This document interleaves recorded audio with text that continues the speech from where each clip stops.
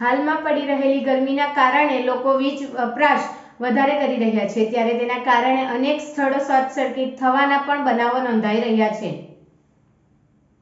હાલમાં પડી રહેલી ગરમીના કારણે લોકો વીજ વપરાશ વધારે કરી રહ્યા છે, ત્યારે તેના કારણે અનેક સ્થળોએ શોર્ટ સર્કિટ થવાના પણ બનાવો નોંધાઈ રહ્યા છે.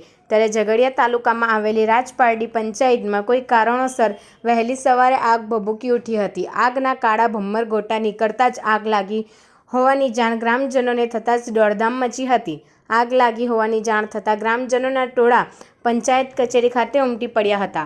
આગ અંગેની જાણ સ્થાનિકો ઝઘડિયા જીઆઈડીસીના ફાયર બ્રિગેડને કરવામાં આવતા ફાયર ફાઇટરોની ટીમ તાત્કાલિક સ્થળ પર દોડી આવી આગ પર પાણીનો મારો ચલાવી ભારે જહેમત બાદ આગ પર કાબૂ મેળવ્યો હતો. આગ પર કાબૂ મેળવાય તે પહેલા પંચાયતમાં રહેલા કાળગો બળીને ખાખ થઈ ગયા હતા. જોકે આગ શોર્ટ સર્કિટના કારણે લાગી હોવાનું પ્રાથમિક અનુમાન લગાવાઈ રહ્યું છે.